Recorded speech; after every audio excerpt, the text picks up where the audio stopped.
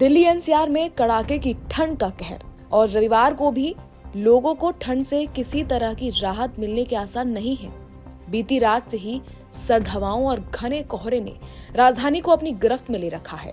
कई इलाकों में न्यूनतम तापमान गिरकर 4 से 6 डिग्री सेल्सियस के बीच दर्ज किया गया, जिससे ठंड का असर और ज्यादा महसूस किया जा रहा है। खासकर सुबह और देर रात के वक्त ठिठुरन बढ़ गई है।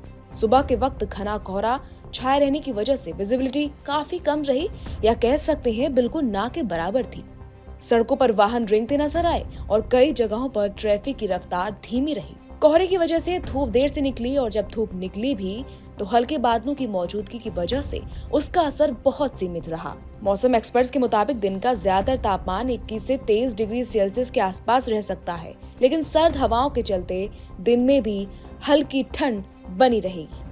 मौसम विभाग का कहना है कि दिल्ली एनसीआर में अगले कुछ दिनों तक मौसम का यही मिजाज बना रह सकता है।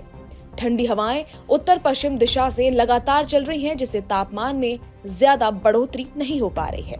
20 जनवरी के बाद न्यूनतम तापमान में हल्की बढ़ोतरी देखी जा सकती है और ये 7 से 8 डिग्री सेल्सियस तक पहुंच सकता है, लेकिन तब तक सुबह शाम की ठंड लोगों को परेशान करती रहेगी।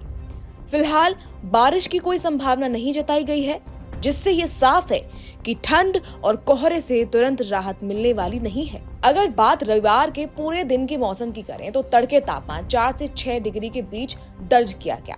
घने कोहरे और सर्द हवाओं की वजह से ठंड का असर सामान्य से ज्यादा महसूस किया गया। सुबह के वक्त विजिबिलिटी काफी कम रही, जिससे सड़क, रेल और हवाई यातायात पर भी असर पड़ा। दोपहर के वक्त मौसम थोड़ा साफ हो सकता है और धूप निकल सकती है, लेकिन आंशिक बादल छाए रहने की वजह से ठंड पूरी तरह खत्म नहीं होगी। शाम ढलते ही एक बार फिर सर्द हवाएं तेज हो जाएंगी और तापमान गिरने लगेगा।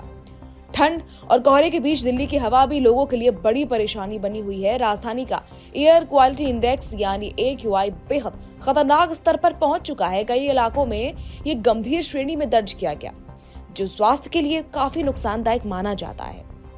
हवा में PM10 और PM2.5 कणों की मात्रा बहुत ज्यादा है, जिससे सांस संबंधी बीमारियों का खतरा बढ़ गया है। जानकारों का कहना है कि जब तक तेज हवाएं या बारिश नहीं होती, तब तक प्रदूषण से राहत मिलना मुश्किल है। प्रदूषित हवा का सबसे ज्यादा असर बच्चों, बुजुर्गों और पहले से बीमार लोगों पर पड़ रहा है। डॉक्टरों की सलाह है बिना जरूरत के बाहर निकलने से बचें और अगर बाहर जाना बहुत जरूरी हो तो मास्क का यूज करें। सुबह के वक्त मॉर्निंग वॉक या एक्सरसाइज करने से भी परहेज करने की सलाह दी जा रही है, क्योंकि इस वक्त प्रदूषण का स्तर सबसे ज्यादा होता है।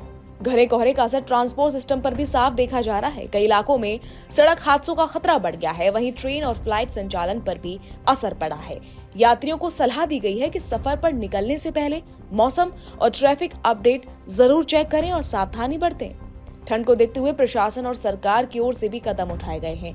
खुले में सोने वाले बेसहारा लोगों के लिए अलग अलग इलाकों में शेल्टर होम बनाए गए हैं, जहां उन्हें ठंड से बचाव की सुविधाएं दी जा रही हैं। लोगों से अपील की गई है कि जरूरतमंदों की मदद करें और किसी को भी खुले में ठंड में सोता हुआ देखें तो संबंधित अधिकारियों को सूचना जरूर दे दें। तो दिल्ली एनसीआर के लोगों के लिए आने वाले कुछ दिन सर्दी, कोहरा और प्रदूषित हवा के लिहाज से चुनौतीपूर्ण रहने वाले हैं। IMD के मुताबिक धीरे धीरे ठंड का असर कम जरूर होगा, लेकिन फिलहाल सतर्क रहने की जरूरत है। ठंड से बचाव के लिए गर्म कपड़े पहने, प्रदूषण से बचने के लिए मास्क का इस्तेमाल करें और स्वास्थ्य को लेकर भी किसी तरह की लापरवाही न बरतें।